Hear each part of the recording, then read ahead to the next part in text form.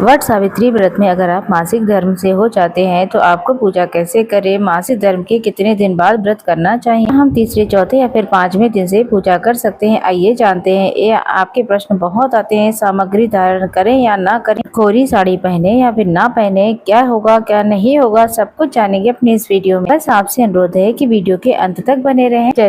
वट सावित्री का व्रत साल का सबसे बड़ा सौभाग्य का व्रत होता है, सबसे ज्यादा प्राचीन व्रत है, जैसा कि शास्त्रों में लिखा गया है। अपने आप में बहुत ही अद्भुत व्रत है। इस व्रत को करने से त्रिदेवों की कृपा मिलती है, सौभाग्य बना रहता है। परंतु सबसे बड़ी बात, अगर आप मासिक धर्म में हैं तो आप इस व्रत को शुरू ना करें। हमेशा ये मासिक धर्म के कितने दिन बाद व्रत करना चाहिए। वहीं कुछ बहनों का कहना है कि हम सबसे माता रानी पूजा नहीं लेना चाहती, इसलिए ये मासिक धर्म आ जाता है। तो ऐसा बिल्कुल भी नहीं है मेरी प्यारी बहनों। ये तो शारीरिक शुद्धि चक्र है जो हर महीने हमें आता ही आता, इसमें कोई दोष नहीं है। माता आपसे प्रसन्न है और सदा सर्वदा आपके सौभाग्य को बनाए रखने के लिए आपके साथ है। इस बात को बिल्कुल मन से निकाल दें। मासिक धर्म में कभी भी अपने व्रत को नया नहीं शुरू करना है। हमेशा ही मासिक धर्म के 5 दिन पूर्ण हो जाने के बाद छठे दिन आप पूजा में बैठ सकती हैं, माता को स्पर्श कर सकती हैं, प्रसाद समर्पित कर सकती हैं। वहीं डोरा भी मासिक धर्म के 5 दिन पूर्ण हो जाने के बाद छठे दिन से आपको पूजन इत्यादि से आपको बैठना चाहिए। आपका तीसरा दिन, चौथा दिन, छठा दिन जो भी है आपका, तो पूजन की जो सामग्री होती है ऐसे में स्पर्श करना ठीक नहीं होता है। इस बात का ध्यान रखें। हम आपको बता दें, आप 5 दिन अगर पूरी तरीके से 5 दिन के बाद पूर्ण रूप से शुद्ध हो जाती हैं, हमेशा ही तीसरे दिन आपको साबुन शैम्पू से बाल धो लेना है, शरीर की शुद्धि करनी है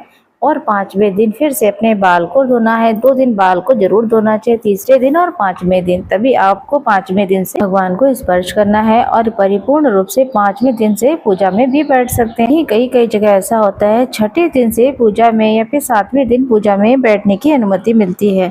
तो आपके शरीर की शुद्धि है तो आप 5वें दिन से ही पूजा में बैठ सकती हैं।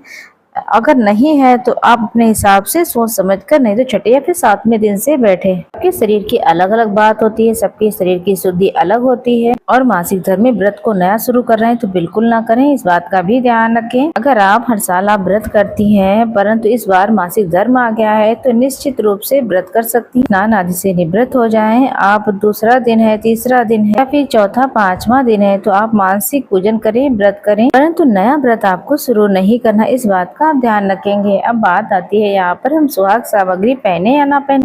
सुहाग सामग्री पर आपका निश्चित रूप से आपका अधिकार है, तो सुहाग सामग्री जो आप पूर्ण रूप से धारण करें। वहीं शादी का जो सिंदूरा होता है, विशेष सिंदूर होता है, उसे आपको स्पर्श नहीं करना है। इस बात का आप पूर्ण रूप से ध्यान रखेंगे। आपके शरीर का एहसास है थोड़ा सा अलग, पहले ही सिंदूर निकाल कर रख लें। वही नए वस्त्र है, सूखी सामग्री जो भी है पूजा पाठ की, सुहाग की, वो आप सब इस्तेमाल कर सकती हैं। पूरी साड़ी पहनने में भी कोई दोष नहीं है, पहन सकती हैं। ये तो वस्त्र और सूखी सामग्री है जिन्हें धारण किया जा सकता है। मांग भरें, बिंदी लगाएं, सिंदूर इत्यादि पूर्ण रूप से करें। वहीं कुछ कुछ जगह पर अपनी अपनी मान्यताएं अलग होती हैं, तो आप अपने परिवार के हिसाब से, अपनी परंपराओं के, घर के आसपास की परंपराओं के अनुसार ही आप नियमों को करें। इस बात का पूर्ण रूप से ध्यान करें। मासिक धर्म हो गया है लेकिन आप व्रत करना ही चाहती है, मासिक रूप से पूजा पाठ कर रही हैं, तो वट सावित्री के दिन वट वृक्ष की पूजा अगर आपके पति कर देते हैं या फिर आपके बच्चे कर देते हैं या आपके घर में वट वृक्ष की डाल है, तो उसकी पूजा जो है आपके पति बच्चे जैसे भी करवा पाती हैं आप करवा लें, उसका फल आपको स्वतः ही मिल जाता है। दान पुण्य के लिए जो सामग्री आप निकालती हैं वह भी अगर आप बच्चे पति निकाल देते हैं, दान कर देते हैं, इससे बड़ा सौभाग्य कोई होता ही नहीं है। आप सभी जानते हैं पति बच्चों के भाग्य से ही महिला का सौभाग्य होता है। ऐसे में पति पत्नी अर्धांग है, पति की अनुपस्थिति में पत्नी और पत्नी की अनुपस्थिति में पति। निश्चित रूप से कोई भी कार्य करते हैं तो दोनों को ही फल मिलता है। तो आप बिल्कुल भी चिंता ना करें, इस तरीके से आप व्रत को करें। कथा जो है ऑनलाइन सुन सकते हैं आप।